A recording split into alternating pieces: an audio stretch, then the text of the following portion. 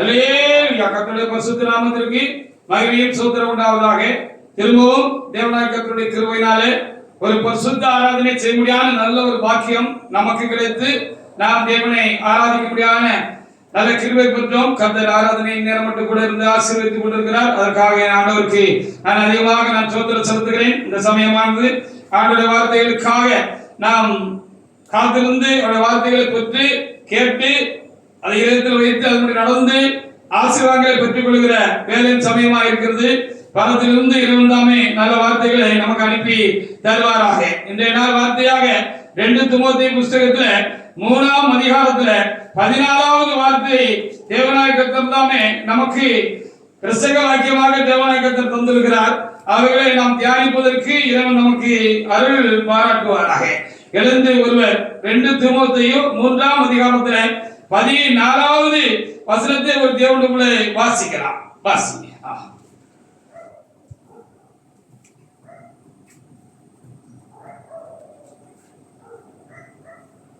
நீ கற்று நிச்சயித்து கொண்டவைகளில் நிலைத்திரு. நீ கற்று நிச்சயித்து கொண்டவைகளில் நிலைத்திரு. அவைகளை இன்னாரிடத்தில் கற்றாய் என்று நீ அறிந்திருக்கிறதுமில்லை. நீ அதை இன்னாரிடத்தில் கற்றாய் என்று நீ அறிந்திருக்கிறாய். நீ கற்று நிச்சயித்துக் கொண்டவைகளிலே நிலைத்திரு என்று சொல்லி ஆண்டவர் ஒரு வார்த்தை நமக்கு இன்றைக்கு பிரசங்க வாக்கியமாக தேவனாகிய கர்த்தர் தந்திருக்கிறார். அவைகளை முன்னிட்டு கர்த்தர் பரிசுத்த ஆவியானவர் தாமே நல்ல வார்த்தைகளை நமக்கு பரத்திலிருந்து அனுப்பி கொடுக்க நானும் தேவனாகிய கர்த்தரை நான் ஸ்தோத்திரிக்கிறேன். கிறிஸ்தவ வாழ்க்கையிலே யார் வெற்றியாளர், யார் ஜெயித்தவர்கள், கிறிஸ்தவ வாழ்க்கையிலே யார் வெற்றி அடைந்திருக்கிறார்கள், யார் வெற்றியாளர், அல்லது ஊழியர் செய்கிற ஊழியக்காரர்கள் ஊழியத்திலே யார் வெற்றியாளர்களாக இன்றைக்கு இருக்கிறார்கள் என்பதை நாம் இன்றைக்கு பார்க்க போகிறோம். இந்த வார்த்தையை முன்னிட்டு அதற்காக ஆண்டவரை நான் அதிகமாக நான் ஸ்தோத்திரிக்கிறேன். எது சரி என்று நாம் அறிந்திருக்கிறோமோ, எது கர்த்தருடைய காரியம் கர்த்தருக்கு சித்தமானது என்று நாம் அறிந்திருக்கிறோமோ, அதில் எல்லா சூழ்நிலையிலும் உறுதியாக அதை பிடித்துக் கொண்டு நிற்கிறவர்கள் தான் வெற்றியாளர்கள். அவர்கள் தான் கிறிஸ்தவ வாழ்க்கையில வெற்றியாளர்கள். அப்படிப்பட்ட ஊழியத்தை செய்கிறவர்கள் தான் வெற்றியாளர்கள், ஊழியக்காரர்கள் தான் வெற்றியாளர்கள் என்று நாம் உறுதியாக அறிந்து கொள்ள வேண்டும் என்று ஆவியானவர் நமக்கு சொல்லுகிற அந்த அன்பிற்காக ஆண்டவருக்கு நான் அதிகமாக நான் ஸ்தோத்திரம் செலுத்துகிறேன். மத்தேயு புத்தகத்துல 10வது அதிகாரத்துல 22வது வார்த்தை என்ன சொல்கிறது? அப்படியானால் நாம் கற்று நிச்சயித்துக் கொண்டிருக்கிறோம். இதெல்லாம் சரி, இதெல்லாம் சரி, சபை சரி, சத்தியம் சரி, கர்த்தருடைய வார்த்தை சரி, நம்முடைய அனுபவங்கள் சரி, நாம் கடந்து வந்த பாதை சரி அப்படின்னு சொல்லி நீங்களும் நானும் அறிந்திருக்கிறோம் என்று சொல்லி வைத்துக் கொள்ளுங்கள். அப்படி சரி சரி சரி என்று நாம் எவைகளெல்லாம் நிச்சயமாக நாம் உள்ளத்தில் அறிந்திருக்கிறோமோ அவைகளிலே உறுதியாக இருப்பதுதான் ஜெயம், வெற்றி. அவர்கள் தான் வெற்றியாளர்கள் என்று ஆண்டவர் அறிவிக்கிற அந்த அன்பிற்காக என் தேவனை நான் ஸ்தோத்திரிக்கிறேன். மத்தேயு புத்தகத்துல 10வது அதிகாரத்துல 22வது வசனத்தை எடுத்து வாசிக்கலாம். வாசிங்க. என் நாமத்தின் நிமித்தம் நீங்கள் எல்லாராலும் பகைக்கப்படுவீர்கள். என் நாமத்தின் நிமித்தம் நீங்கள் எல்லாராலும் பகைக்கப்படுவீர்கள். முடிவு வரை நிலைநிற்பவனே ரட்சிக்கப்படுவான். நாம கடைசி வரைக்கும் நிக்கணும். என்ன பகை வந்தாலும் சரி, என்ன வெறுப்பு வந்தாலும் சரி, யார் நம்மளை சேர்த்து கொண்டாலும் சரி, யார் நம்ம தள்ளிவிட்டாலும் சரி, நம்மை அற்பமாக எண்ணி பேசினாலும் சரி, நம்மளை உருட்டினாலும் சரி, மறுட்டினாலும் சரி, பயமுறுத்தினாலும் சரி, நம்ம என்ன செய்யணும்? நம்ம இதுதான் சரின்னு தெரிஞ்சுக்கிட்டோம்னா அதுல நம்ம உறுதியா நிக்கிறது தான் வெற்றி. அவர்கள் தான் கிறிஸ்தவ வாழ்க்கையை வெற்றி அடைந்தவர்கள், வெற்றி அடைகிறவர்கள் என்று சொல்லி ஆண்டவர் இன்றைக்கு நமக்கு இந்த வார்த்தை தந்திருக்கிறார். முடிவு வரைக்கும் கடைசி வரைக்கும் நம்ம இது சரின்னு தெரிஞ்சுக்கிட்டோம்னா உயிர் போனாலும் போகட்டும், உயிர் உள்ள வரைக்கும் நம்ம என்ன செய்யணும்? அதுல நம்ம நிற்கணும் என்பதுதான் ஆண்டவர் நம்மிடத்தில் எதிர்பார்க்கிற ஒரு காரியமா இருக்கிறது. அவர்கள் தான் வெற்றியாளர்கள். யார் வெற்றியாளர்கள், யார் ஜெயித்தவர்கள் என்பதை இன்றைக்கு பார்க்கும்படியாக தேவனாகிய கர்த்தர் இந்த வார்த்தைகளை நமக்கு தந்து கொண்டிருக்கிறமைக்காக ஆண்டவரை நானும் ஸ்தோத்திரிக்கிறேன். ரோமர் புத்தகத்துல 12ஆம் அதிகாரத்துல 7-8 வசனங்களை வாசிப்பாருங்க. யார் நம்மளை பகைச்சிட்டு போட்டோம், நம்மளை தள்ளிட்டு போட்டோம், நமக்கு எவ்வளவு பெரிய நஷ்டம் வந்துட்டாலும் பரவாயில்ல, இழப்பு வந்துட்டாலும் பரவாயில்ல, காரணம் இல்லாம நம்ம அடிக்கப்படுகிறோம், காயப்படுகிறோம், நம்மளை காயப்படுத்துறாங்க, நம்மளை வேதனைப்படுத்துறாங்க, செல்லத்துல வளர்த்த கிடாவே மாறல பாஞ்சிட்டுங்கிற மாதிரி சம்பவங்கள்லாம் நமக்கு நடக்கு. நம்ம செஞ்ச நன்மைக்கு பயிர தீமை செய்யறாங்கன்னு வச்சுக்கீங்களேன். நம்ம நல்லதா செஞ்சிருக்கோம், யாருக்கும் தீமை செய்யல. நமக்கு தீமை செஞ்சாலும் நம்ம அசைஞ்சிடக்கூடாது என்பதுதான். பிரமாணங்களை மீறக்கூடாது. நாம் கற்று நிச்சயத்திருக்கிறோம் இது சரி அப்படின்னு நம்ம இதெல்லாம் சரி சரி சரின்னு நமக்குள்ள சொல்லுதோ நமக்குள்ள இருக்குதானே பரிசுத்த ஆவியானவரும் சரிதாப்பா, நீ போற வழி சரிதாப்பா, நீ போற பாதை சரிதாப்பா, நீ சரிதாப்பா அப்படின்னு நமக்குள்ள அது உறுதிப்படுதோ அந்த காரியத்துல நம்ம உறுதியா இருக்கணுமா. என்ன வேணா வந்துட்டு போட்டோம், நமக்கு அவசியம் இல்லை. வாசிக்க பாப்பா ரோமர் 12:7-8 வசனங்களை வாசிக்கலாம். ரோமர் 12:7-8. நமக்கு அருளப்பட்ட கிருபையின்படியே நாம் வெவ்வேறான வரங்களுடையவர்களாக இருக்கிறபடினாலே நம்மில் தீர்க்கதரிசனம் சொல்லுகிற வார்த்தையுடையவன்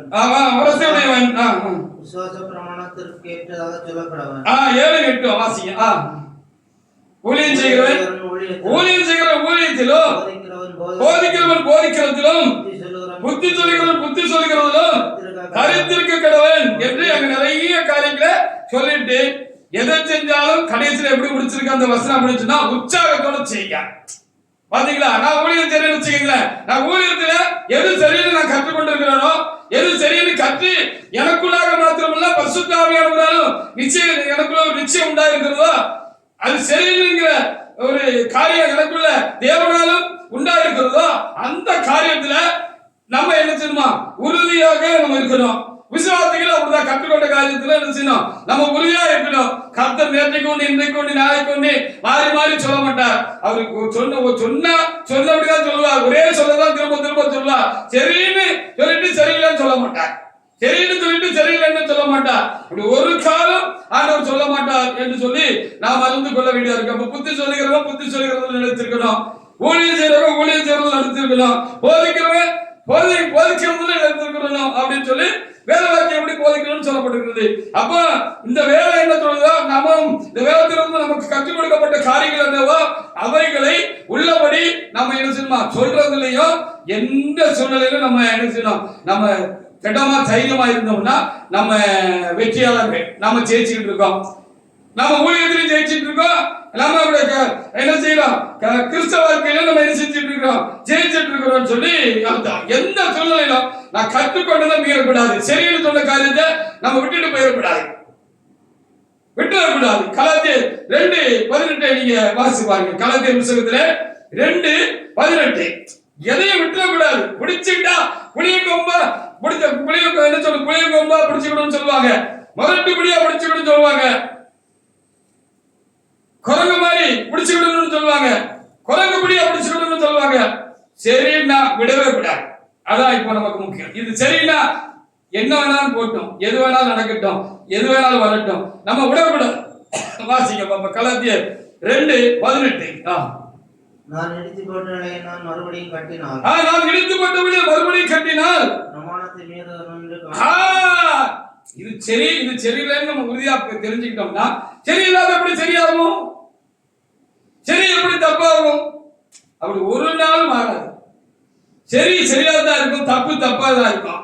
இந்நேரத்து சரியா இருந்தது இன்னைக்கு தப்பாயிருமா, தப்பா இருந்தது இன்னைக்கு சரியாயிருமா? அது எப்படி ஆகும்? ஒரு நாள் ஆகாது. வசனத்துக்கு மாறா எந்த ஒரு மனிதனோ எந்த ஒரு ஊழியமோ எந்த ஒரு காரியமோ நமக்கு இருக்கு அப்படின்னு சொன்னா அது தப்புதான், அது கடைசி வரைக்கும் தப்புதான்.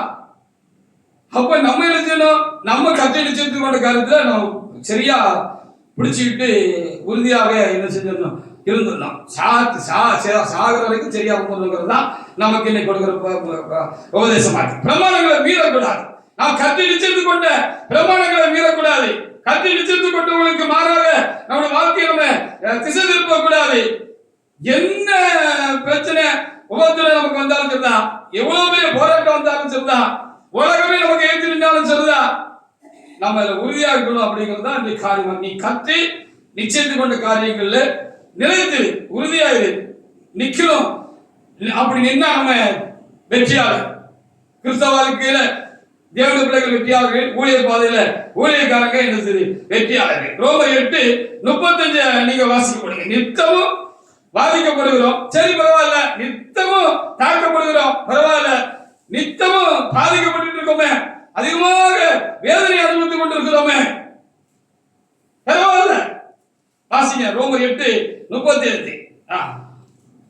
உமது நிமித்தம் எந்நேரமும் கொல்லப்படுகிறோம், உமது நிமித்தம் எந்நேரமும் கொல்லப்படுகிறோம், அடிக்கப்படுகிற ஆடுகளைப் போல எண்ணப்படுகிறோம். எழுதியிருக்கிறபடி நடந்தாலும் நேரிட்டாலும் பரவாயில்லப்பா, நம்ம என்ன செய்யணும்? விட்டுருங்க. சரியில்லை விட்டுறாதீங்க, சரியில்லைன்னா அதை விட்டுருங்க. சரியில்லை பிடிச்சுக்கோங்க, சரியில்லைன்னா அதை விட்டுருங்க. எந்த நிர்பந்தத்துக்கும் நம்ம அடிபணிய கூடாது. அதான் நம்ம வெற்றியாளர்.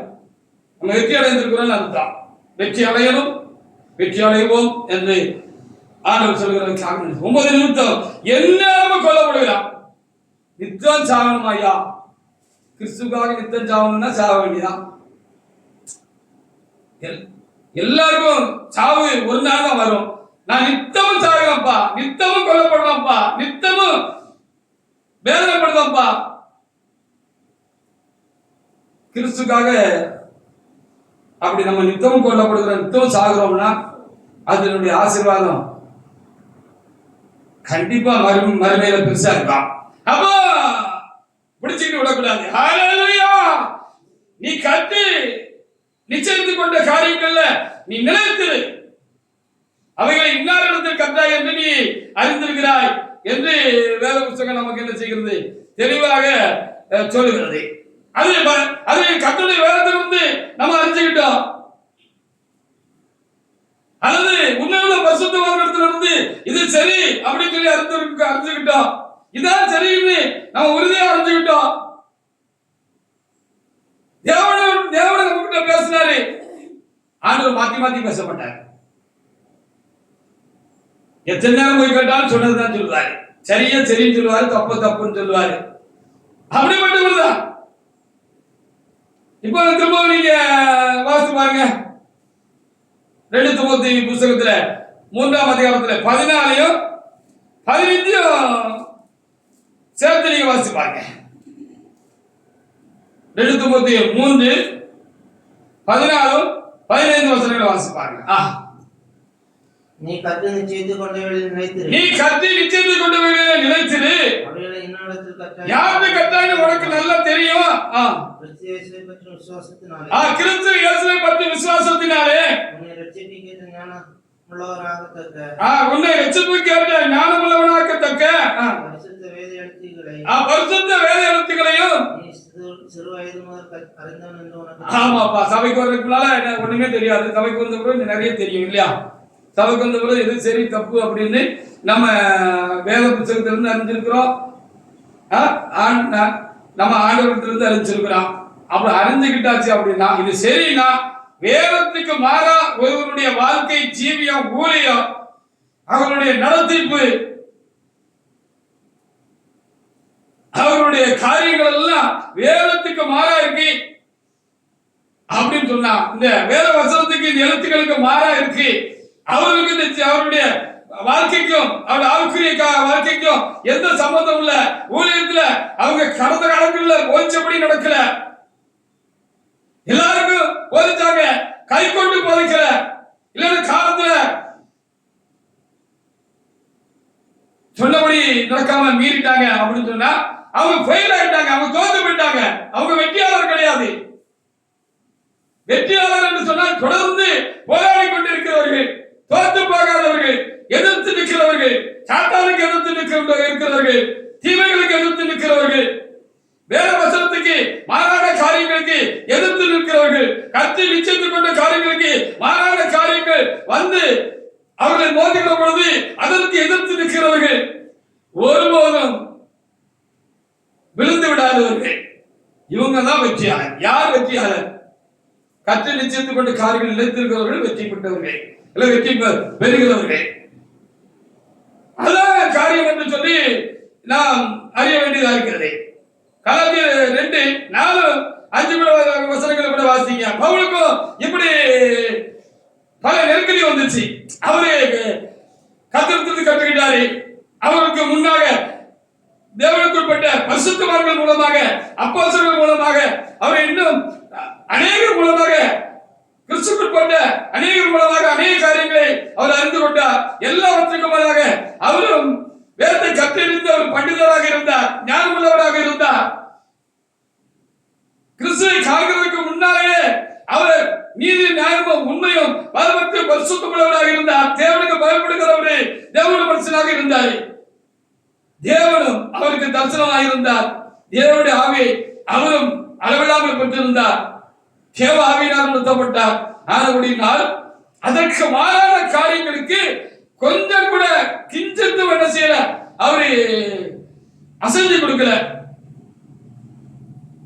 கொஞ்சம் கூட அசைஞ்சு கொடுக்கல அப்படின்னு இந்த பகுதிகளில் நான் பார்க்க முடிகிறது. வாசி பாருங்க, கலாத்தியர் 2:4-5 வசனங்களை வாசி பார்க்கலாம். 4-5 வசனங்களை வாசிக்கலாம். கிறிஸ்து இயேசுவுக்குள் நமக்கு உண்டான சுயாதீனத்தை உலகு பார்த்து, கிறிஸ்து இயேசுவுக்குள் நமக்கு உண்டான சுயாதீனத்தை நாம் இப்பொழுது விடுதலை அடைந்திருக்கிறோம். அநேக காரியங்களில் விடுதலை அடைந்திருக்கிறோம். நாம் சுயாதீனம் உள்ளவர்களாக இருக்கிறோம்.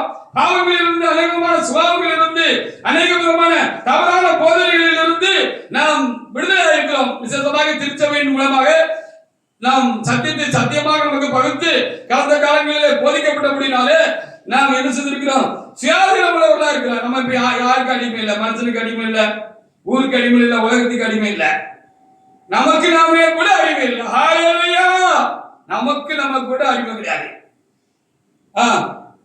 நம்மை ஞாபகத்திற்கு அடிமையாக்கும் பொருட்டாக ஆமா ஆமா வழியாக நடந்த கள்ளத்தின் சகோதரன் ஆமா நம்ம கட்டி நிச்சயத்தோடு காரியத்துக்குறமா அது சொல்றது எந்த ஒரு பெரிய ஆளா இருந்தாலும் சரி, ஊழியக்காரா இருந்தாலும் தான், இல்ல நமக்கு துர்போதனை, நமக்கு தவறான காரியங்களை நம்ம காதுல ஓதுற எந்த ஒரு சகோதரனா இருந்தாலும் சரினா அவன் நல்ல சகோதரன், அவன் கள்ள சகோதரன் எழுதியிருக்க. ஹல்லேலூயா! சரியா இருக்கிற காரியங்களை புரட்டுறாரு, சரியா இருக்கிறவங்களுக்கு விரோதமாக பேசுறாங்க.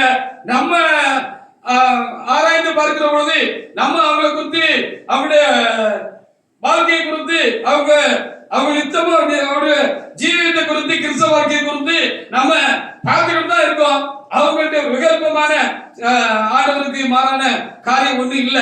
அவங்க ஸ்ட்ரெயிட் ஃபார்வர்டா சரியா தான் போயிட்டு இருக்காங்க அப்படின்னா அதற்கு விரோதமாக ஒருவர் எந்திரிச்சு சொல்றாரு அப்படின்னா அவர் கள்ள ஊழியக்காரன், கள்ள சகோதரன் நான் சொல்லலப்பா. இந்த வேதத்தில் எழுதி வச்சிருக்கு, பார்த்துக்கலாம், பார்த்துக்கோங்க. பாத்தீங்க அடுத்த வசனம் 5.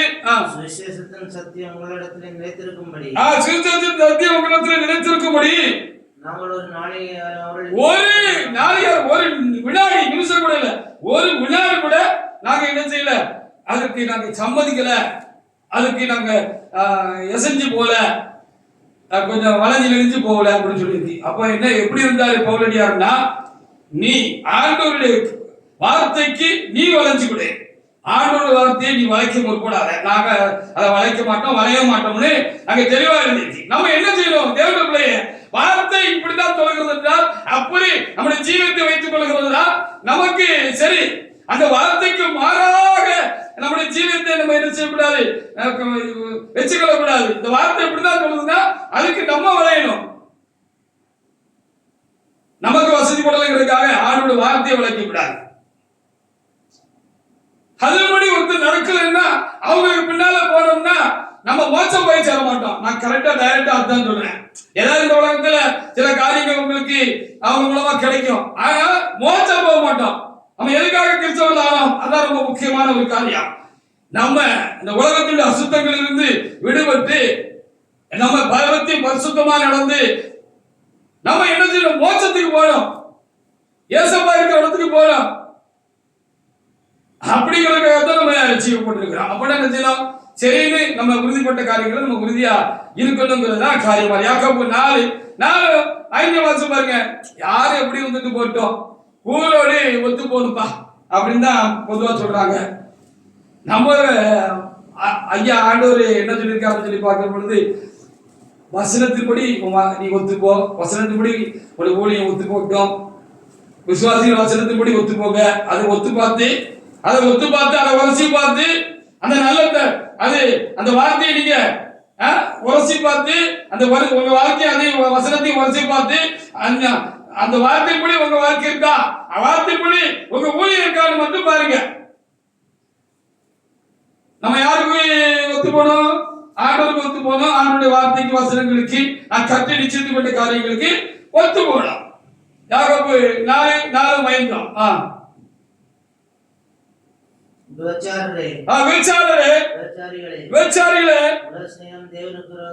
உலகத்தோடு ஒத்து போகிறது என்னது? தேவனுக்கு விரோதமான பகை. உலகத்துக்கூட ஒத்து போக முடியாது, மனிதர்களோட ஒத்து போக முடியாது. சில காரியங்கள் அவங்க மூலமா நமக்கு கிடைக்கிறதுக்காக அவங்க பின்னால நம்ம போக முடியாது. அப்படிதானே இந்த பகுதி நமக்கு தெளிவாக நமக்கு சொல்லுகிற ஒரு காரியமா இருக்கு. எவ்வளவு அப்ப என்னன்னா, ஒரு புருஷனுக்கு நம்ம வாக்கப்பட்டு இருக்க, அந்த புருஷனை விட்டுட்டு அடுத்த ஒரு அந்நிய மனுஷனை, இன்னொரு ஒரு ஆள்மகனை எட்டி பார்க்கிறதுக்கு அது சமம், ஆவிக்குரிய உபச்சாரம் அப்படின்னு ரொம்ப ஸ்ட்ராங்கா எழுதப்பட்டிருக்கு. சரின்னு தெரிஞ்ச முறையா நம்ம அதுல நம்ம குறை வைக்கணும், குறைஞ்சு போகணும். எதுக்கு குறைஞ்சு போகணும் சொல்லுங்க பார்ப்போம்? எதுக்காக நம்ம குறைஞ்சு போகணும்?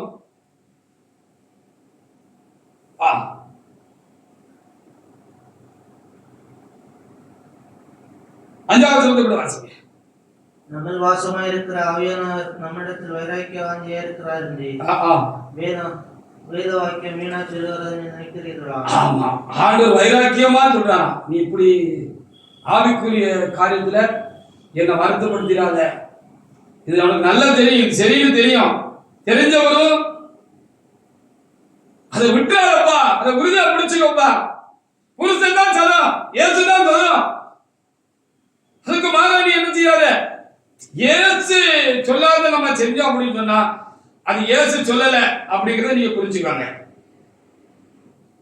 ஏசு இங்க ஒண்ணு எழுதி வச்சுட்டு இல்ல அப்படின்னு அதுக்கு மாறா செய்ய சொல்லிட்டு அத நியாயப்படுத்துறதுக்கு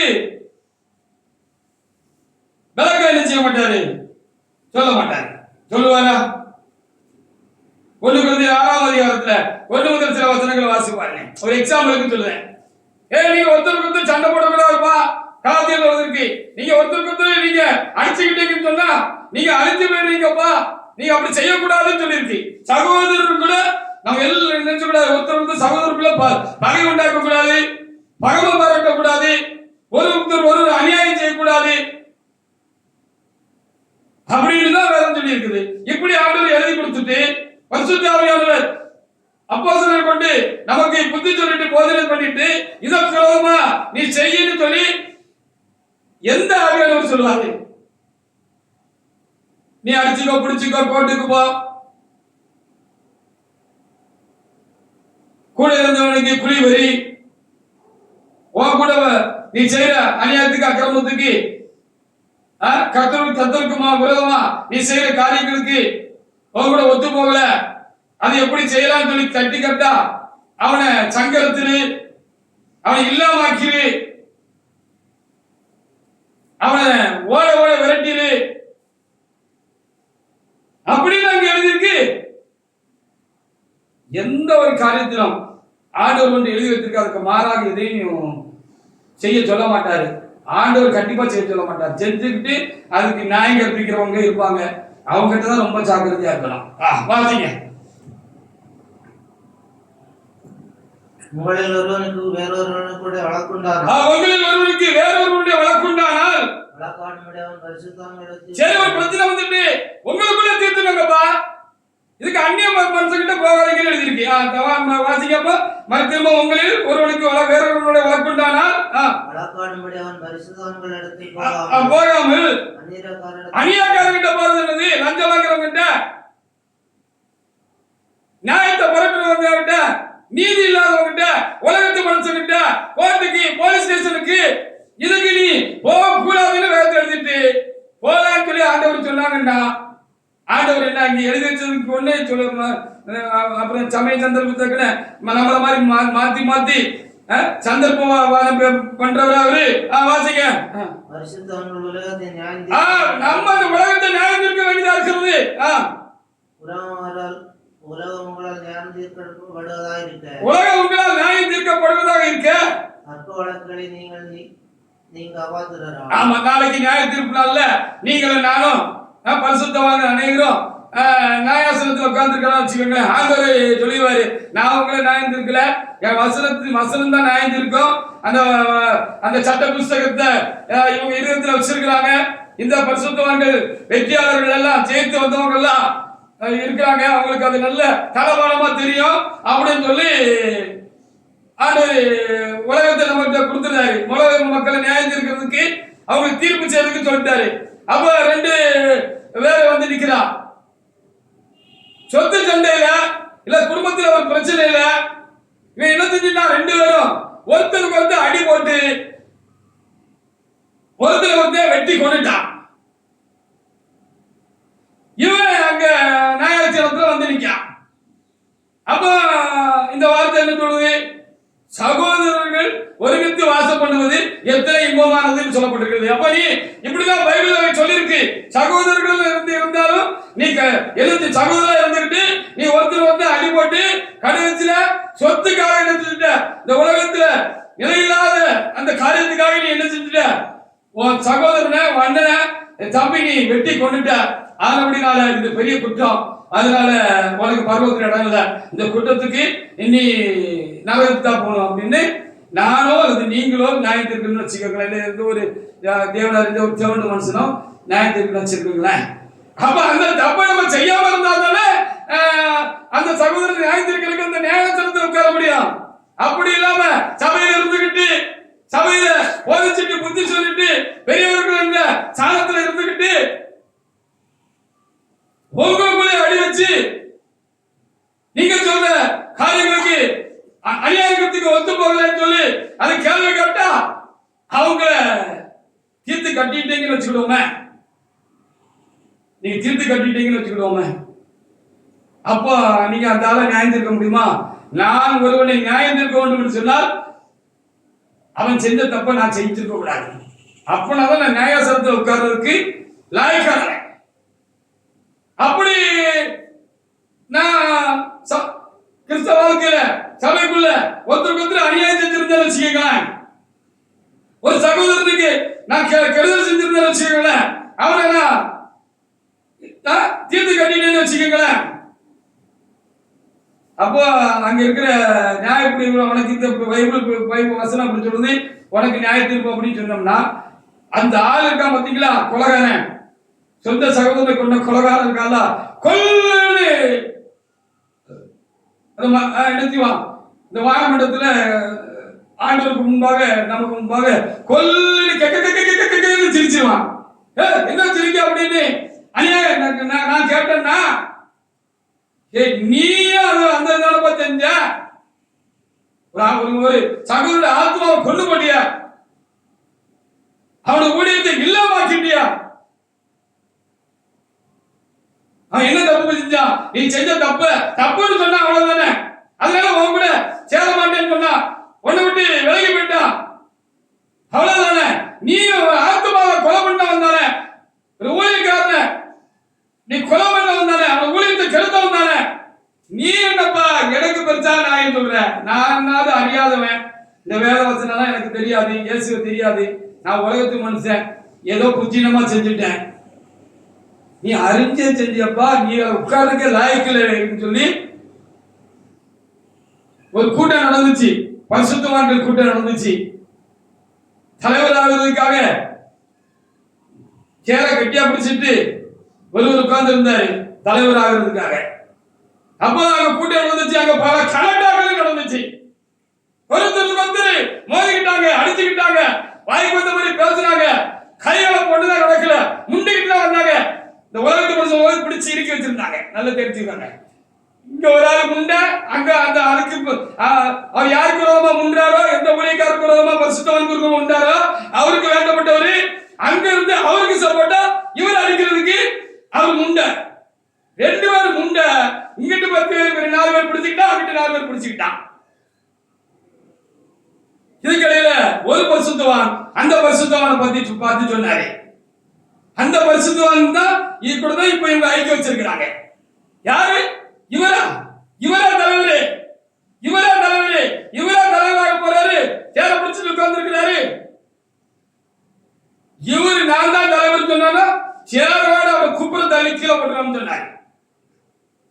என்ன அலங்கோலப்பா! அது எங்க நடந்துச்சு?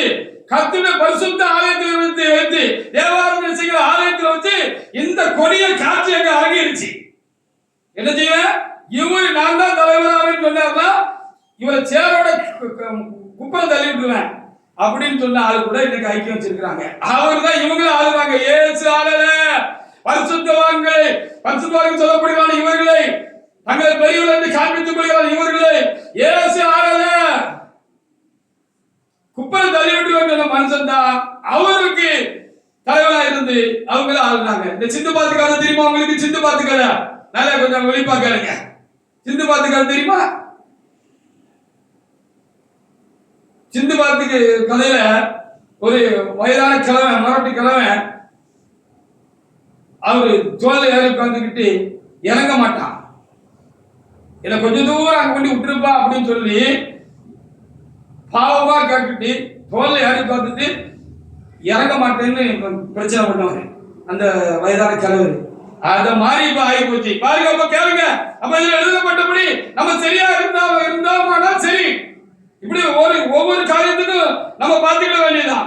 1 Corinthians 15:30 முதல் சில வசனங்களை வாசித்து பார்க்கலாம். அப்படினால தேவனுடைய பிள்ளைகளே, எது சரின்னு நீங்க அறிஞ்சிருக்கிறீங்களோ அதுல நீங்க உறுதியாக என்ன செய்யுங்க, இருங்க. 1 Corinthians 15:30 முதல் 32 டக்குனு எடுத்து வாசிங்க. வெளிச்சத்தம் உள்ள வராது.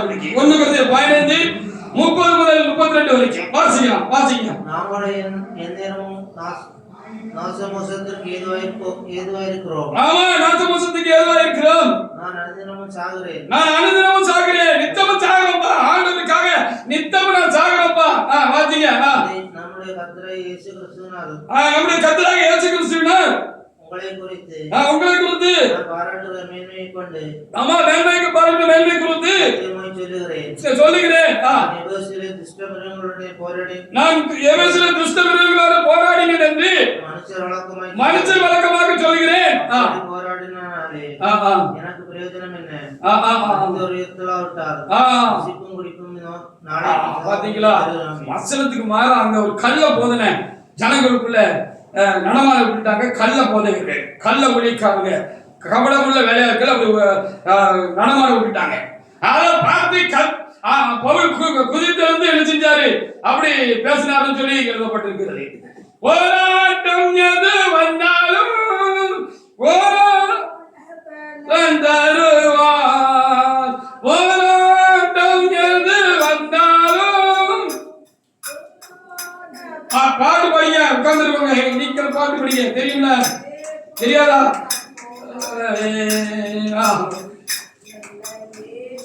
பின்பற்றி நடப்பேன் ஆட்டம் போராடி நான் இயேசுவை பின்பற்றி நடப்பேன். துதி துதி துதி என்று எழுந்திடுவேன். துதி துதி சத்தமா கை தட்டுங்க, கையால தட்டுங்க, டமார் டமார் தட்டுங்க. எதுக்கு கை இருக்கு? துதி அல்லேலூயா. துதி துதி கீதம் பாடிடுவேன். துதி துதி துதி கீதம் பாடிடுவேன். காலமோ என் நேரமோ கர்த்தரை தோத்தரிப்பேன். என் நாளிலோ என் வேலையோ கர்த்தரை விடுவேன். ஆமென். அப்போ ஒரு கள்ள போதனை சபைக்குள்ள நடந்திருக்கு.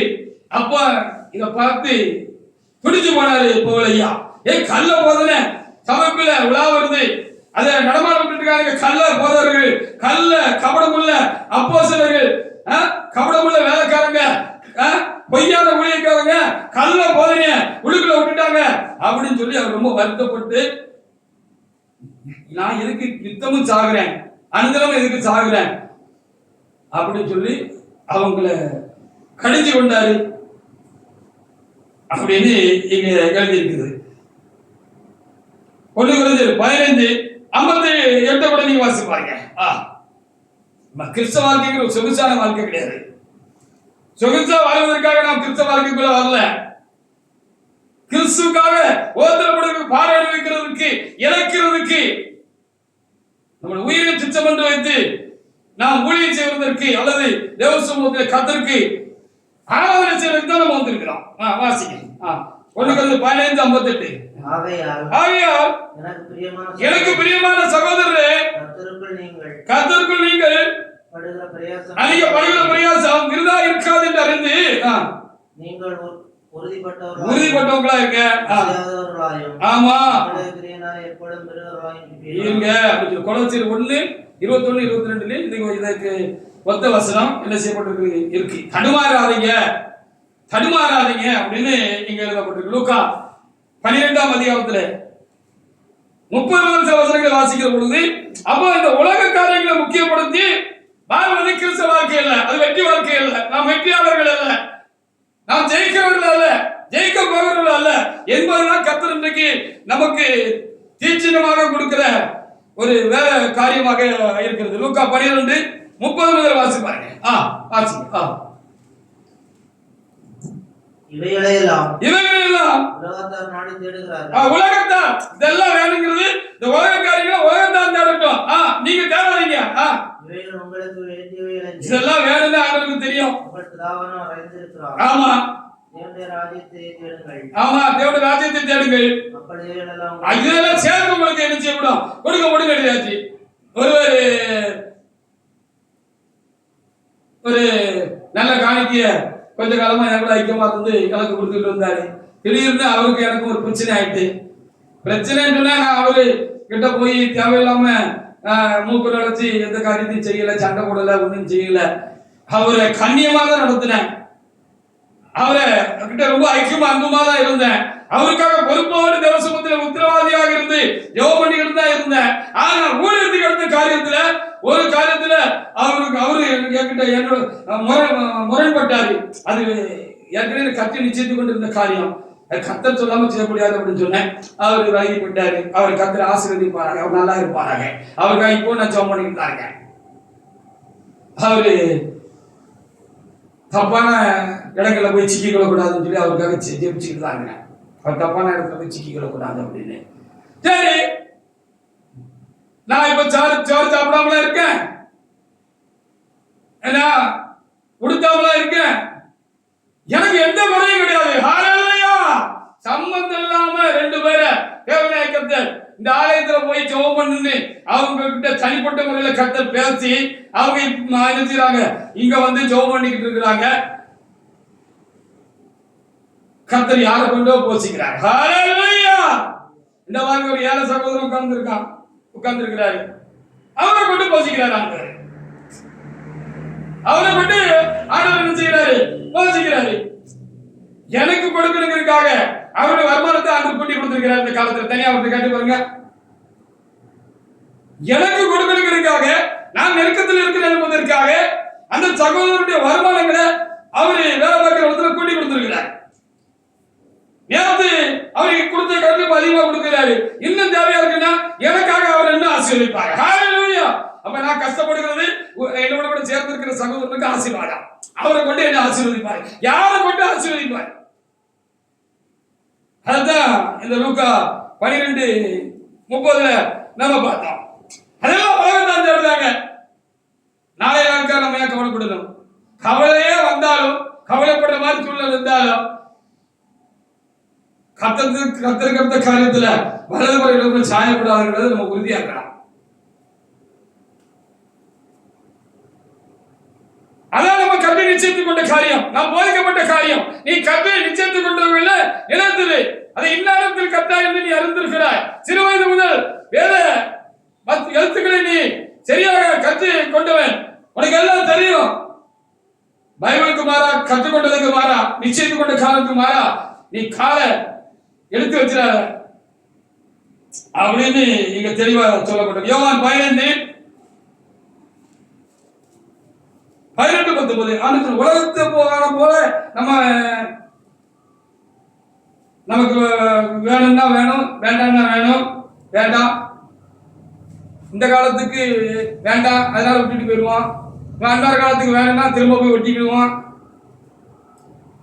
இது உலகத்து மனுஷங்க செய்யறது. ரெண்டு பேரும் ஐக்கியமா இருப்பாங்க, அவர் கூட ஐக்கியமா இருந்தா நமக்கு ஏதாவது குறைஞ்சு போவோம், நமக்கு ஏதாவது தீங்கு உண்டாயிடும் அப்படின்னு சொன்னா அந்த அவங்க ஐக்கியத்தை அதுக்காக விட்டுருவாங்க, வெட்டிக்கிடுவாங்க. இன்னொரு ஆள் கூட போய் ஐக்கியம் வச்சுக்கிடுவாங்க. அப்புறம் அங்க பிரச்சனை ஆயிட்டுனா இங்க வருவாங்க. இப்படி மாறி மாறி நம்ம போக வேண்டிய விஷயம் இல்லை. நம்ம சரியா இருந்தோம்னா நம்ம சரியா இருக்கலாம். நம்முடைய மனம் தான் கர்த்தருக்குள்ள உறுதி உண்மையுமா செவ்வாய்மா இருக்கலாம். ஒருவேளை நமக்கு பலன் இல்லாம போகலாம். நானும் பாடுள்ள மனுஷன் தானே. அப்போ ஆண்டவரத்துல நம்ம என்னை நிப்பாட்டிக்கிறோம், ஆண்டவரே இது சரியான தெரியுது, என்னை நிப்பாட்டிக்கிறோம் அப்படின்னு சொல்லி நம்ம ஆண்டவரத்துல நம்ம தாழ்த்தணும்னா அவருடைய பலத்தினால நின்றுலாங்கிறதா என்னுடைய சொந்த அனுபவமா இருக்கிறது. நான் ஒன்றும் இப்போ ஃப்ரீயா இல்லை, உங்களை விட கடுமையாக நான் நெருக்கத்தில் இருக்கிறேன். யோவான் 15:18-19 நீ உலகத்து மனுஷன் இல்லப்பா, நான் உலகத்துக்காரன் இல்ல இல்ல. அதனால உலகம் என்னை நெருக்குச்சு, உலகம் என்னை பகைச்சிச்சு, உலகம் என்னை சிலுவையில் அரைஞ்சிச்சு, உலகம் என்னைய கொண்டுச்சு, சாவை எனக்கு பரிசா கொடுத்துச்சு, நீயும் உலகத்தான் இல்ல அப்படின்னு ரொம்ப தெளிவாக எழுதி வச்சிருக்கு. அப்போ போன வாரம் கூட படிச்சேன், சிலுவை தான் உமக்கு பரிசுன்னு படிச்சேன். உண்மைதான். யோவான் 15 வாசிங்க. உலகம் உங்களை பகைத்தால், உலகம் உங்களை பகைத்தால் உங்களை பகைத்ததற்கு முன்னே ஆமா ஆமா பகைத்தது அறியுங்கள். பகைத்தது அறியுங்கள். இருந்தால் உலகம் தன்னுடைய சிநேகிக்கும், உலகம் தன்னுடைய நிச்சயத்திற்கும் சிநேகித்திருக்கும். உலகத்தார இல்லாதபடினாலும், ஆமா நீங்க உலகத்தார் இல்லாதபடினாலும், நான் உங்களை உலகத்திலிருந்து தெரிந்து கொண்டபடினாலும், நான் உலகத்திலிருந்து உங்களை தெரிந்து கொண்டபடினாலும் உலகம் உங்களை பயக்கிறது, உலகம் உங்களிலே பயக்கிறது. பாத்தீங்களா, உலகம் ஏன் உங்களை பயக்கி? நீங்க வசனத்துப்படி ஆண்டவருக்கு பயந்து பயபக்தியா வாழ்றீங்க, அதனால உலகம் உங்களை பயக்கி. சபைக்குள்ள இருந்துகிட்டு உலகத்தானோட கேள்வி கட்டவங்களா நம்ம இருந்துக்கிட்டு ஊழியம் செஞ்சுக்கிட்டு என் முன்னால 1000 பேர் இருக்கான் 2000 பேர் இருக்கான்னு மாற்றி விட்டுட்டு இருந்தா அவன் உலகத்துக்காரனோட கர்த்தர் மன்னிப்பார் கேடு கட்டவன் நான் சொல்லுவேன். அவன் முன்னாலே போறீங்க நீங்க. ரெட்ட வாழ்க்கை வாழக்கூடாது. ஒரு தேவனுடைய பிள்ளை, ஒரு விசுவாசி ரெட்ட வாழ்க்கை வாழக்கூடாது. ஒரு ஊழியக்காரன் ரெட்ட வாசம் போடக்கூடாதுன்னு பரிசுத்த ஆவியானவர் இந்த செய்தி எடுத்துட்டு இருக்கிற பொழுது எனக்கு சொன்னாரு. ரெட்ட வாழ்க்கை வாழக்கூடாது, ஊழியக்காரன் ரெட்ட வாசம் போடக்கூடாது. யாக்கோபு 4:8 வாசிங்க. யாக்கோபு 4:8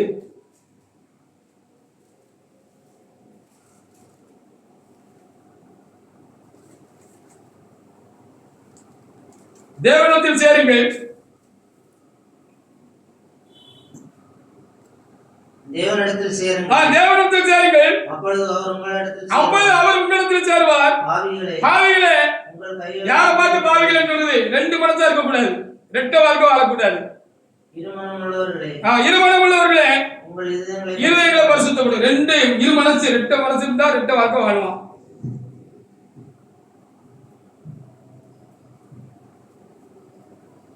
ஆளுக்கு தக்கன நம்ம நடந்துக்கிடுவோம். அதை அவங்க முகத்துக்கு முன்னால ஒன்று பேசிக்கிடுவோம், முகத்துக்கு பின்னால ஒன்று பேசிக்கிடுவோம். இது கிறிஸ்தவ வாழ்க்கையா? இது ஆளுக்குரியவர்களுடைய நல்ல குணாலட்சணங்களா? நம்ம யோசிச்சு பார்க்கணும்.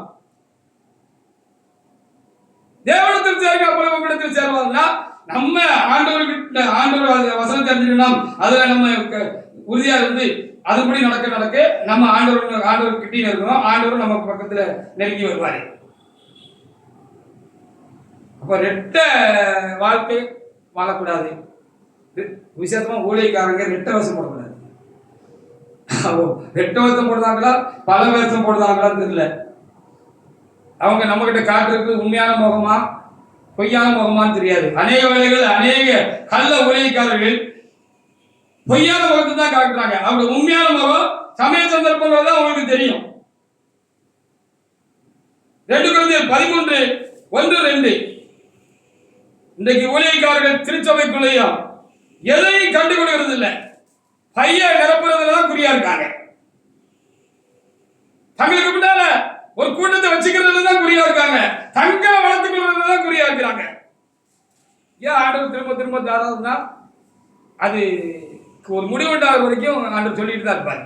நமக்கு ஒரு வருத்தம் இருக்குன்னு வச்சுக்கோங்க, நம்ம ஒரு பாதிப்புல இருக்கோம்னு வச்சுக்கோங்களேன், நம்ம அதை பேசாம இருக்க முடியுமா? அது திரும்ப திரும்ப நமக்கு சிந்தனைக்கு வரும். திரும்ப திரும்ப நமக்கு அருமையானவங்கிட்ட நம்ம அதை குறித்து பேசக்கூடாது நினைச்சாலும் அதை அந்த பாதத்தை பாதிப்பையும் நம்ம சொல்லிக்கிட்டே தான் இருப்போம். இப்படிதான் ஆண்டவர் இருக்கிறார். இப்போ சபையுடைய நிலையினால விசுவாசிகள் ஊழியக்காரங்க மாத்திரமல்ல, அதனால அதிகமாக பாதிக்கப்பட்டது இறைவனாக்கம், தேவனாக்கம். அதனாலதான் திரும்ப திரும்ப இப்படியே செய்தி வருது. எனக்கு வேலை இல்லையா, எனக்கு வேலை இல்லாமல நான் பேசுறேன், நானாக இதையும் பேசுகிறேன். வாசிக்க 2 Corinthians 13 1-2 எடுத்து வாசிக்கலாம். வாசிக்க. இந்த மூன்றாம் நாள் நான் திரும்ப உங்களிடத்திலே வருகிறேன்.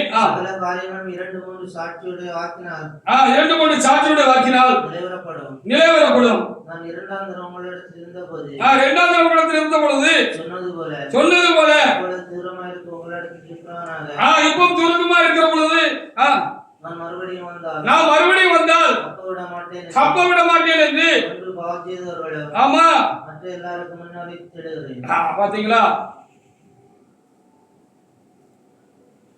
பையன் நிரப்புறதே வேலையா இருந்தா அவன் என்ன தப்பு பண்ணாலும் சரி, தண்டா பண்ணாலும் சரி, அவன் எப்படி இருந்தாலும் சரி, காணிக்க வாங்கி பைப்ல போட்டுட்டு தோத்திர ஆண்டவரையும் சொல்லிட்டு, ஆண்டவரே இந்த சகோதரனை ஆசீர்வதின்னு சொல்லிட்டு அந்த ஆளு இருக்கிற தப்பு அவர்களுக்கு தனிச்சு சுட்டி காட்டி அவங்களுக்கு கொட்டி இல்லை அவங்களுக்கு ஆலோசனை கொடுத்து அவங்களுக்காக ஜெபத்தில் போராடி அவங்கள ஸ்டாண்ட் பண்ண மாட்டாங்க. இல்லை, அநேகமாக இப்படிப்பட்டவங்க தான் அப்படிப்பட்டவங்களுக்கு முன்னால துணிஞ்சும் போவாங்க. இல்லைன்னா அனாவசியமான பயத்தினால போவாங்கன்னு வச்சுக்கலாம். அதே நேரத்தில் 8ஆம் வசனத்தை கூட வாசி பாருங்க. 8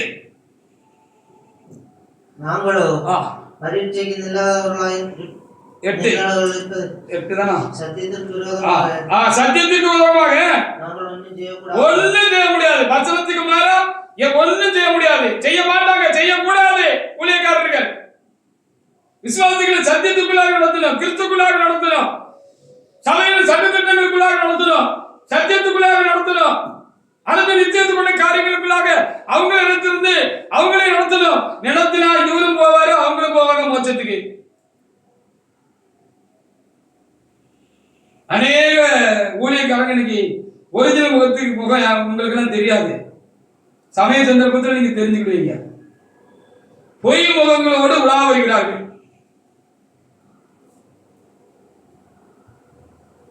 மறிப்பதற்கு ஆயத்தம். அப்போஸ்தலர் 21:13 செத்தாலும் தாகறோம்ப்பா, பிரியமானவர்களே, பட்டினி கிடந்தாலும் பரலோகம் போயிடணும் அப்படின்னு ஒரு பரிசுத்தவான் சொன்னார். பரிசுத்தவான்களை சொல்லக்கூடிய இருந்தாங்களோ இல்லையோ எனக்கு தெரியாது, நான் சொல்ல விரும்பல.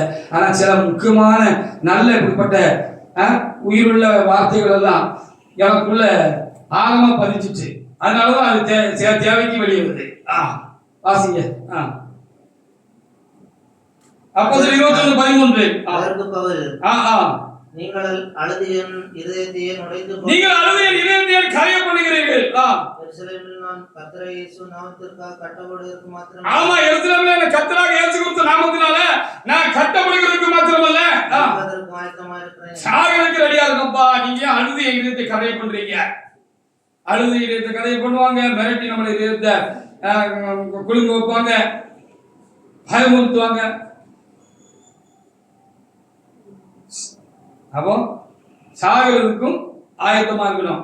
அப்படின்னாதான் கட்டி நிச்சயத்து கொண்டதில் நிலைத்திருக்க முடியும்.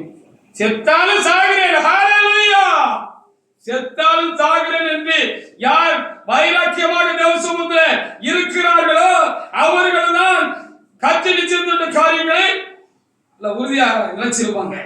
மரண புரிந்த முடிவு இருந்து நினைச்சிருப்பாங்க. 1 Corinthians 15:19 நாம் தேவனை தேடி வந்தது நரகத்துக்கு தப்பி சொர்க்கத்துல நித்திய காலமாக இயேசுவோடு ஒரு இங்கதான் இழைப்பாறுதல் இல்லை.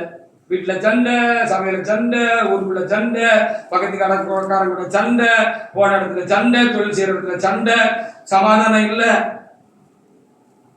அவங்களுடைய காரியங்கள் நம்மள ஒவ்வொரு நாளும் வருத்திக்கிட்டு இருக்கு.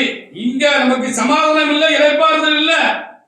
இழைப்பாறுதல் இனி வருகிறதாக இருக்கிறது என்று எவரே புத்தகத்தில் எழுதியிருக்கு. இங்க நிரந்தரமான இழைப்பாறுதல், ஒரு சாந்தி சமாதானம் கிடையாது. அது அங்க மேல இருக்கு. அங்க போன பிறகு அது நமக்கு கிடைக்கும். அந்த பீஸ்ஃபுல் லைஃப், அந்த பீஸ்ஃபுல் மைண்ட் நமக்கு இயேசுவோட பரலோகத்துல காத்துட்டு இருக்கிறதுங்கிறதுக்கு தான் நம்ம ஆண்டவரை தேடி சபைக்கு வந்தோம். நரகத்துக்கு தப்புறதுக்காக தான் சபைக்கு வந்தோம். நீ உறுதியா இல்லைன்னா நான் சொல்ல ஒரு முறையான பார்த்தீங்களா? 1 Corinthians 15:19. இம்மைக்காக மாத்திரம் நாம் கிறிஸ்துவின் மேல் நம்பிக்கை உள்ளவர்களாக இருந்தால், இம்மைக்காக மாத்திரம் நாம் கிறிஸ்துவின் மேல் நம்பிக்கை உள்ளவர்களாக இருந்தால், எல்லா மனுஷரை பார்த்தும் பரிதவிக்கப்பட்டவர்களாக இருப்போம். இந்த உலகத்துக்காக, உலக காரியங்களுக்காக ஆண்டவர் பின்னால போகக்கூடாது. ஆண்டவர் உலகத்துக்கு பின்னால போலிய, நீங்க ஆண்டவர் பின்னால போனீங்கன்னா உலகத்துக்கு பின்னால போக முடியாது. உலகத்துக்கா ஆண்டவர் உலக ஆசீர்வாதங்களை கொடுக்கறதுக்கா, உலகத்துல எல்லாம் பெற்று சந்தோஷமா இருக்கிறதுக்கு, கோடீஸ்வரனா பணக்காரனா ஆடிக்காரில் போய் ரவுண்ட் அடிச்சுட்டு கொழுக்க சாப்பிட்டுட்டு குப்பை அடிக்கப்படுத்தி தூங்குறதுக்கு அவங்கள சபைக்கு கொண்டு வந்தாரு. சொல்லுங்க, இம்மைக்காக மட்டும் நம்ம உலகத்தை தரக்கூடாது. இந்த உலகத்துல ஒரு காரியங்களுக்காக நம்ம கடவுளை தேடக்கூடாது.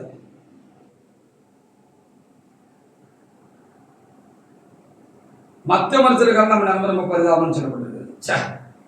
தெரிஞ்சிருந்து இப்படி பெரிய தப்பு பண்ணிட்டோமேன்னு அந்த ஆசீர்வாதத்தை நீங்க பருவத்துக்குள்ள பிரவேசிக்க முடியாத ஒரு ஆசீர்வாதத்தை நீங்க இழந்து நாளைக்கு நீங்க நியாயத்திருக்க வேண்டிய நீங்க நியாய தீர்ப்புக்கு தலை குடிஞ்சுக்கிட்டு நியாயாதிபதிக்கு முன்னால நியாயத்திற்கு முன்னால நிற்கும் போது எவ்வளவு கஷ்டமா இருக்கும் யோசிச்சு பாருங்க. தெரிஞ்சிருந்தும் நம்ம இப்படி பெரிய தப்பு பண்ணிட்டோமே, பக்கத்தில் நிற்கிறவன் தெரியாம இருந்தான், தெரிஞ்சிருந்து இப்படி தப்பு பண்ணிட்டோமே அப்படின்னு நினைப்போம் இல்லையா?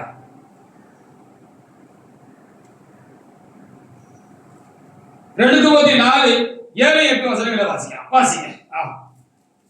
அப்போ நம்ம வெற்றியாளராக இருக்கணும். அதுக்கு என்ன செய்யணும்? நாம் கற்று நிச்சயத்தை கொண்டவர்களை உறுதியா பிடிச்சுக்கணும். நம்ம கற்று நிச்சயத்தை கொண்ட வகையில என்ன செய்யணும்? நினைச்சிருக்கணும், முடிவிருந்து வச்சிருக்கணும், மரண பயந்து வச்சிருக்கணும். அவங்கதான் வெற்றியாளர்கள், அவங்கதான் வெற்றியாக ஊழியம் செய்கிறவர்கள். பெரிய கூட்டம் வச்சிருக்கிறவங்களா? பொய்காரர்கள், புரட்டர்கள், வேத புரட்டர்கள்,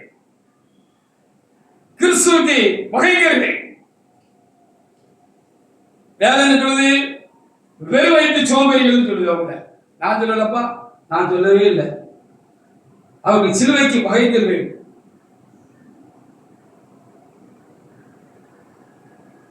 அவர் தனிப்பட்டு போனா நலமா இருக்கும், உங்களை கலக்குகிறது அப்படின்னு அது பல இடத்துல பல மாதிரி சொல்லியிருக்கு. வாசிங்க 2 தீமோத்தி 4:7-8. நல்ல போராட்டம் போராடினேன். நான் கற்று நிச்சயத்துடைய காரியங்கள் இருந்து எப்படியாவது என்ன குப்பரை தள்ளி இருந்தோம், மல்லாக்க தள்ளி இருந்தோம், என் காலை கட்டி விட்டு இருந்தோம்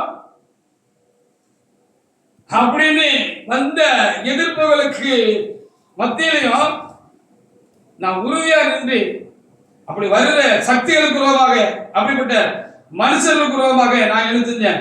உறுதியாக நான் போராடினேன். நின்ன நெஞ்சில குத்தப்பட்டு கீழே விழுந்தாலும் விழுவா. நான் வச்சுக்கணும், என் பேர் சொல்லுது சாலமோன். நெஞ்சில குத்தப்பட்டு கீழே விழுந்தாலும் இந்த சாலமோன் விழுவார வழிய ஒரு நாள் புறப்பட்டுக்கிட்டு ஓட மாட்டான். முதுகுல பையங்களுடைய பாயவே பாயாது. ஹல்லேலூயா! ஏன்னா கிறிஸ்துவுக்கு சாகிறதுக்கு தான் நான் இந்த ஊழியத்துக்கே வந்தேன். இந்த ஊழியத்துக்கு வந்த புதுசுல சொன்னேன், இப்ப கர்த்தர் திரும்ப எனக்கு நிலை கொடுத்துட்டாரு. இங்க கொஞ்சம் உருட்டி மிரட்டிட்டு இருந்தாங்க கொஞ்சம் பேரு. இந்த ஏரியால. இப்ப எல்லாரும் சிநேகிதர்கள் ஆகிட்டாங்க. இப்ப நம்மளை பத்தி தெரிஞ்சு வச்சுக்கிட்டாங்க. நீங்க தெரிஞ்சுக்கிற இல்லையா, ஊர்க்காரன் தெரிஞ்சு வச்சிருக்கான் என்ன பத்தியா. இந்த ஆளு ஒரு கத்திரிக்கு பயப்படுற மனுஷன்.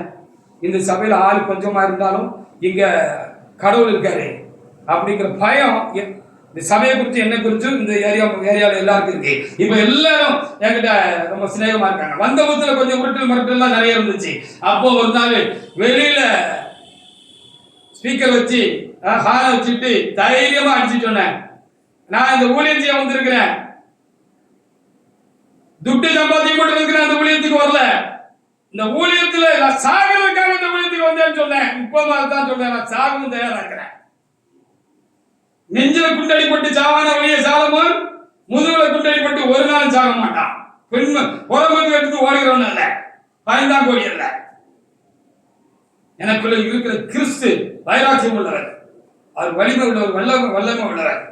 அவர் என்னை நிலைநிறுத்திருக்கிறார். மரண பிருந்தம் நிச்சயத்தோடு காரியங்களை என்ன செய்வார் ஆண்டவரை நிப்பாட்டுவார். வாசிங்க. ஓட்டத்தை முடித்தேன், ஜெயமாய் ஓட்டத்தை முடிக்கும்படியாக நானும் நீங்களும் அழைக்கப்பட்டிருக்கிறோம். வாசிங்க. விசுவாசத்தை காத்துக்கொண்டேன். ஆமா, இது முதல் நீதியின் கிரீடம் எனக்காக வைக்கப்பட்டிருக்கிறது. ஆமா, நீதியுள்ள நியாயாதிபதியாகிய கர்த்தர் ஆமா, அதனாலே அதை எனக்கு தருவார். எனக்கு மாத்திரமல்ல, அவர் பிரசன்னமாக விரும்பி யாருக்கும் தந்திருக்கிறார். அப்ப பிரசன்னம் நம்ம ஆண்டவருடைய வருகையை எதிர்பார்த்திருக்கிறோம். நம்ம மரிச்சான மோட்சத்துக்கு போகணும். ஆண்டவர் வரும்போது நம்ம குழிக்குள்ள இருந்து மருவமாய் எழுப்பி வரணும். புதிய ஆவிக்குரிய சரீரத்தோட எழுப்பி வரணும்னா நம்ம எது சரின்னு கத்து உறுதியா இருக்கிறோமோ, சரிங்கிற காரியத்திலும் சரியா இருக்கிறவங்களுடைய காரியத்திலும் நம்ம சரியா உறுதியா இருக்கணும் அப்படிங்கிறதான் இங்க எழுதப்பட்டிருக்கிறது. சோற்று பரிசு பொருளை பந்தய பொருளை நம்ம எழுதிடக்கூடாது, இறந்து போயிடக்கூடாது. 1-5-23-24 வாசித்து முடிக்கலாம். 1-5-23-24 நம்ம ஆண்டவர் கூட சேர்ந்து போராட்டம், பிரயாசப்பட்டோம், உறுதியா இருந்தோம், உண்மையா இருந்தோம். நமக்கு ரொம்ப கஷ்டமா இருக்கிற பொழுது முடியல, ஆண்டவரே என்னை தாங்கி பிடிச்சுக்கிறோம், நான் விழுந்துடக்கூடாது, நான் வழி தப்பிடக்கூடாது, இதுவரைக்கும் இருந்த உண்மையை விட்டுறக்கூடாது அப்படின்னு நீங்க இருந்தீங்க அப்படின்னு சொன்னா ஆண்டவர் உங்களை பிடிச்சி நிப்பாட்டிடுவாங்க. அதான் இன்றைக்கு கர்த்தர் சொல்லுகிற காரியம். 1 Thessalonians 5-23-24 அது இறைவனால அது நமக்கு ஜெயமா வெற்றியா முடியும். நம்ம வெற்றியாளராக ஜெயித்தவர்களாக நான் பரலோகத்தை நிற்போம். ஏசுகிறது என்ன செய்வாரு, நம்மளை வெற்றி படத்தில் நிப்பாட்டி, வெற்றி படையில் நிப்பாட்டி, நம்முடைய வலதுகைய அவர் தூக்கி பிடிச்சு, இதோ இந்த உலகத்தை ஜெயித்த என்னோட மகன் இங்கே வந்திருக்கிறார், இதோ மனிதர்களை ஜெயித்த என்னுடைய மகன் இங்கே வந்திருக்கிறார்